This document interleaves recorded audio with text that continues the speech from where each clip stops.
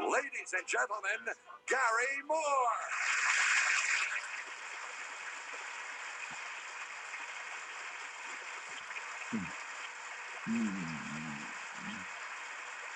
Hi, everybody. Welcome once again to Tell the Truth. You know, we're all concerned about endangered species, and one of the most constantly endangered species is the Hollywood stuntman. Now, you're not only going to meet the sensational stunt motorboat man who appears in the newest James Bond film, but we've got some advanced film to show you, some outtakes, some of the things that you didn't see in the film, some that you did. We'll meet him as soon as we've met our panel here on To Tell the Truth. Bill Collins. Peggy Cass. Alan Alda. And Kitty Conroy.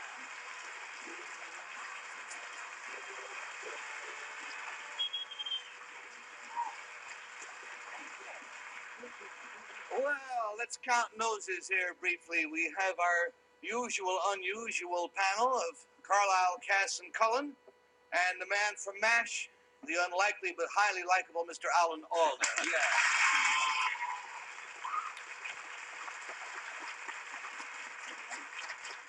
What do you say there, Hawkeye? Hi, how are you, Gary?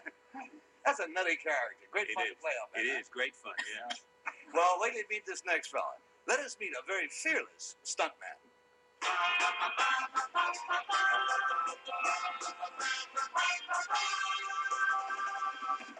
Number one, what is your name, please? My name is Jerry Como. Number two. My name is Jerry Como. Number three. My name is Jerry Como. And, of course, two of them are lying to you. One of them really is Jerry Como, and here is his story. He says, I, Jerry Como, was the stunt man and stunt coordinator on the James Bond film Live and Let Die. In preparation for the movie's many extraordinary motorboat and car sequences, a grand total of 20 boats and 30 cars were completely demolished. As the double for actor Roger Moore, who plays James Bond, I drove power boats through barricades, in and out of cypress-lined bayous, and even across the lawn at a wedding reception. Watch this.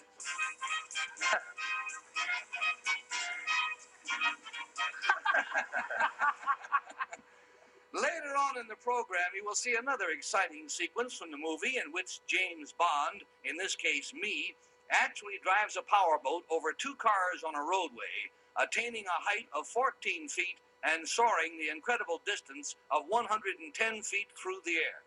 Signed, Jerry Como.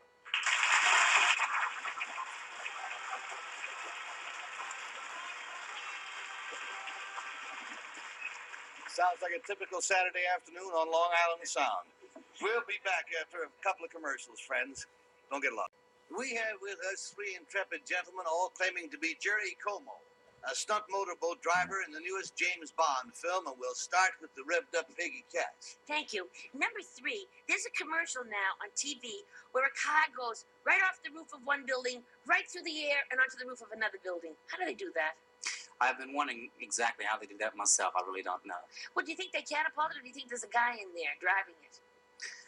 I think it probably must have jumped over something, and they, at one point during the jump, he looked toward the camera, and then they did a freeze frame or something at another time with another shot or something, and then did it, together or something. That's too technical for me. Number one, who is Mr. Broccoli? Mr. Broccoli, he's the producer. Thank you. Number two, how did you both go across the lawn without any water? Was the lawn wet? How to go across? Yes, the lawn was wet down a little bit, but there was no tracks or anything. And once we got on the lawn, we had no control of the boat.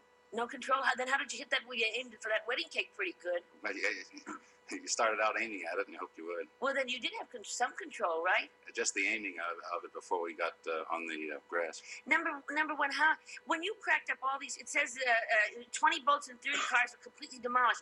Number one, if you demolish like a Chevy, is there an understudy Chevy in the wings? Oh, you bet. Well, and if you do, it's expensive. You betcha. And let's go to Alan. Just picture the Chevrolet dying to go on. Number two, how much preparation do you go through for a stunt in which a car is demolished? Well, my end of it was more of the boats. We spent 4 months in working on various stunts. We actually performed 9 stunts. Number three, do you rehearse a stunt in some kind of dry run before you go through it, or do you do it for the first time on camera? Yes, every stunt for the James Bond movie was pre-rehearsed before filming started. How would you rehearse something where the boat is hurt? We would just replace the boat and start all over again. I see, but you would rehearse it and break up a boat in the rehearsal. Exactly. I see. Number one. Hey, now let's go to Kitty. I just love this whole thing. I never heard of such stunts in my life. Number one, when you got to a height of 14 feet after jumping over 2 cars on the roadway and you went 110 feet in the air, what did you land on? More A water. mattress? More water on the other side. But it's pretty hard hitting the water at that speed. Yes, it is. You didn't hurt yourself? No. Number two, were you wearing a harness so you didn't sort of fly out of the boat? Oh, yes, shoulder straps and seatbelt. And number three, when you came down, did you bruise your, you know what? We had a lot of padding for such things. Oh, you did. It wasn't black and blue afterwards. It was sore, yes. Oh!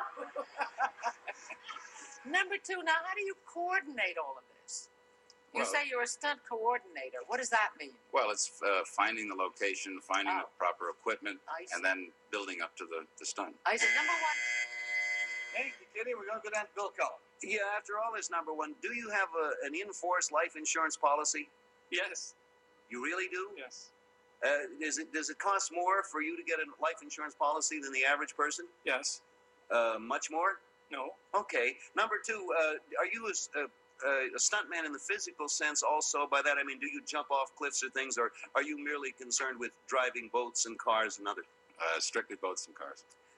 Number three, after this picture was all over, was there a sale, or is there going to be a sale of slightly damaged used boats and automobiles? Yes, for all the equipment that was not sponsored, so the automobiles were sponsored, the motorcycles were sponsored, everything else was bought and sold. All righty, there goes the big bell. And gentlemen, that knocks off the questioning, puts it up to the panel to select the right one. Somewhere over there, it's number one, or it's number two, or it's...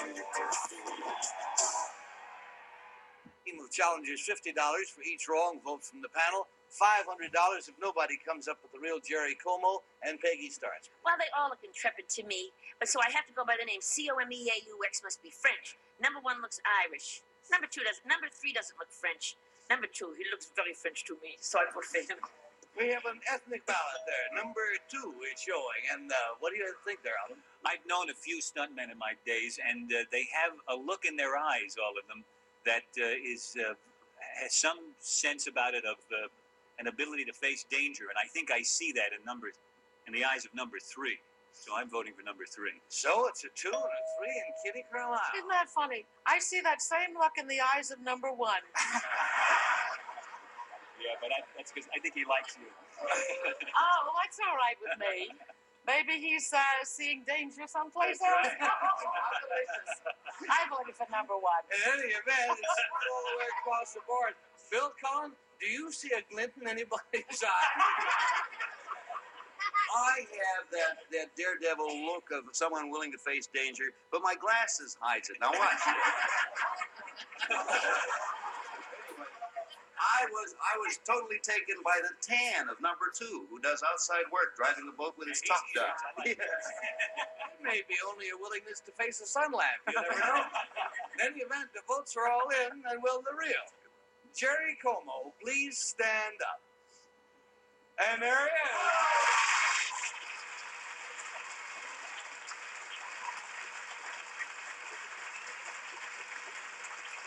Yeah, I'm having cold.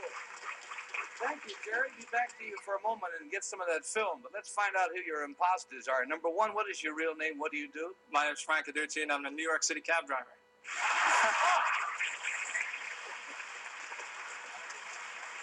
Now, he faces danger. Yes, a stuntman in his own right. Number 2, tell us about yourself. I am George Dembo, president of Arizona Natural Resources. We make down to earth the natural mineral mudwash.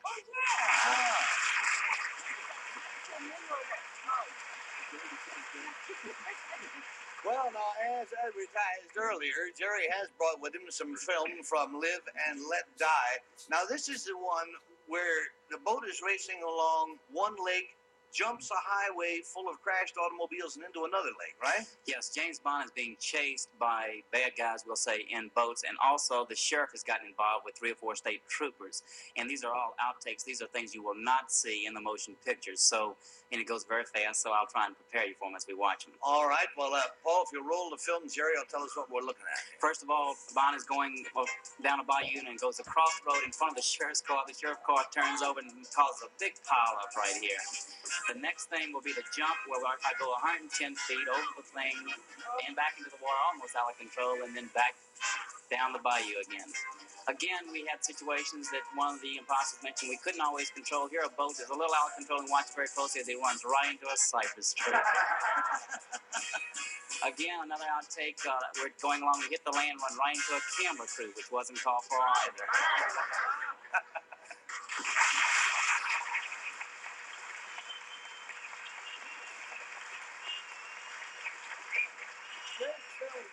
Not only wreck a lot of boats, you use up a lot of cameramen that way, too. Jerry, thank you very much for being with us. Gentlemen, also. Take care.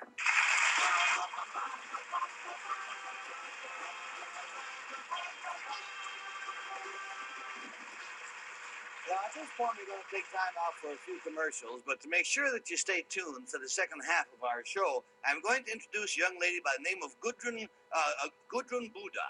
Gudrun? And I figure that'll keep you tuned in for maybe the next 122 seconds. Just before the commercial, I introduced you to a lovely young lady by the name of Gudrun Buddha, who is here to demonstrate certain aspects of a revolutionary reducing system. And now let us meet our reducing expert.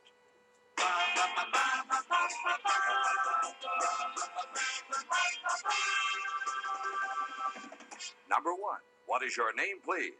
I am Nicole Ronsard. Number 2. My name is Nicole Ronsard. Number 3. My name is Nicole Ronsard. And here is the defattening declaration of Nicole Ronsard. And she says, I, Nicole Ronsard, have a mission in life. My mission is to help women to deal with unsightly bulges around the thighs, stomach, knees, hips, upper arms, and upper and lower back. These bulges are not just ordinary blubber, but a unique fatty deposit known as cellulite. Even after a successful weight loss, these cellulite pockets can remain. I have written a book called Cellulite, those lumps, bumps, and bulges you couldn't lose before.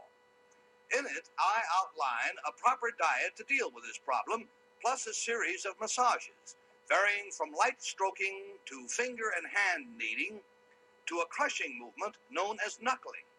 I also show exercises, such as the one Gudrun is doing now to break up cellulite in the number 1 problem area, the thighs.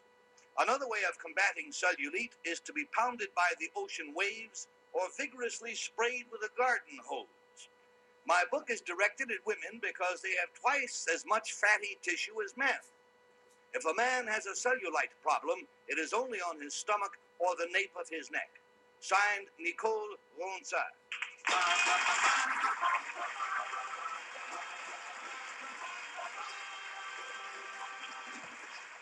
And now, in all that, because you are so lacking in cellulite, we'll turn this over to you. Are you kidding? I have it in all my pockets. And I have a pocketful at home. Number 2, who discovered cellulite? And what was he doing at the time?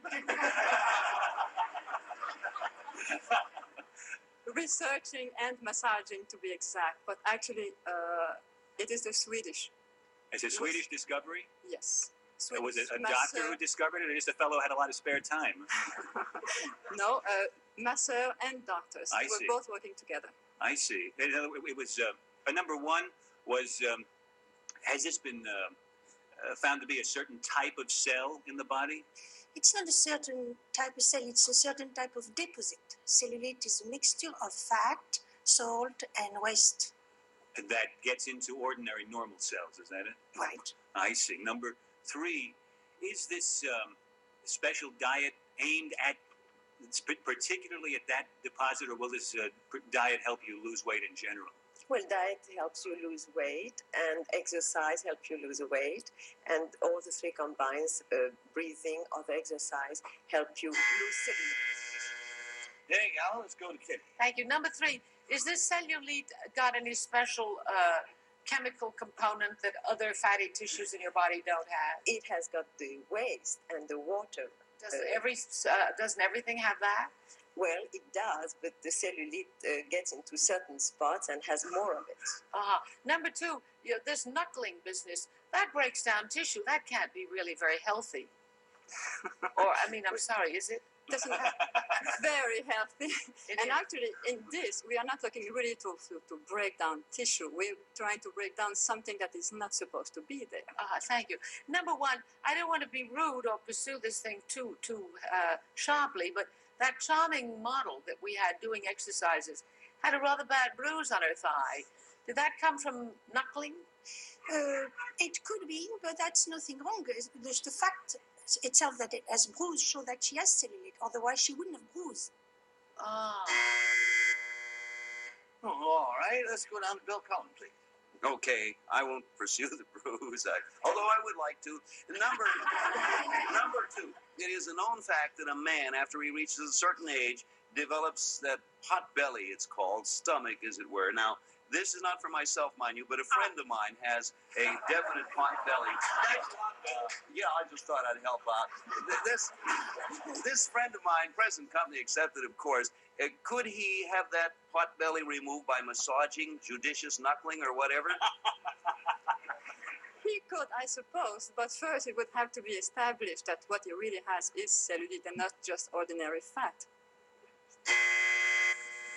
And from Bill Cullen, we're going to go to Miss Peggy Cat. Number 3, how do you establish the difference between ordinary fat and cellulite? Well, because cellulite sits in certain areas, and cellulite shows when you squeeze it between your fingers. It So shows does fat show? dimples, while fat does not show exactly the same. It doesn't have the same appearance. Leave me alone, Bill. She leaves You us. know, stop it. No. Listen, no, number 1, you can continue, Alan. You knock it off. Listen.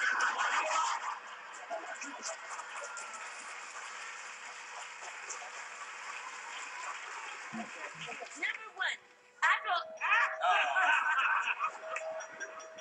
Sorry, the bell rang, Peg. You can go back to your testing, but mark your ballots first. Then you mark them for number 1, or number 2, or number 3. And Alan, if you have made up your mind, make a mark and tell us who and why and all like that. I haven't any idea who it is, but there was an air, I thought, of authority about number 1, but I'm probably wrong. But I voted just on a guess on number 1. They're all very good. All Very right, good, we all got very one good. going, and Kitty's coming out. I voted for number 3 because I like what she said about dimpling.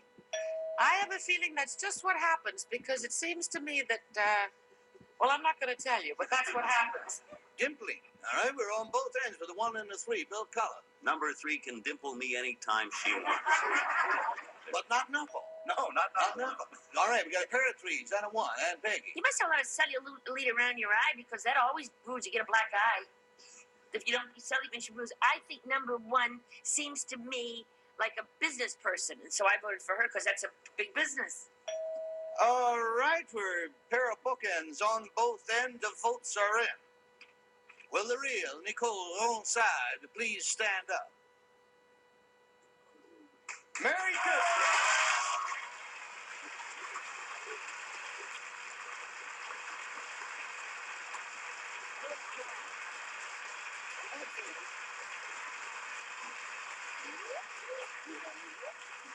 I want you to come over here and knuckle the paddle, remove the stuff from their head, the fat in the head. Let's find out who your friends are. Number 1, what is your real name and what do you do? I am Claudine Berthelet, and I am a program consultant for the Foundation for the People of the South Pacific. South Pacific, fine, thank you. And number 3, tell us about you.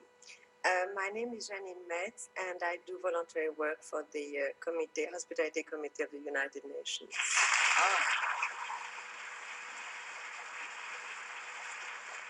I understand also, number 3, that prior to that job, that well, tell us what you did. I was the private secretary to the Duke and Duchess of Windsor.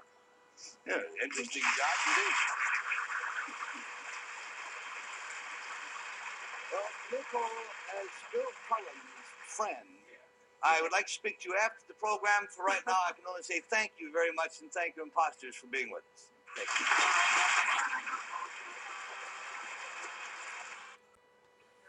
Peggy, I think it was you who mentioned that Albert Broccoli was the producer of the James Bond movie. Do you know what Albert Broccoli's father produced? Broccoli. Broccoli. That's right. He invented it That's and right. named it after himself. That's right. He invented Yeah. broccoli. How do you invent broccoli? Don't ask me, but he did. Yes, he did. See, remember, friends, you heard it here first. And it's true. Take care.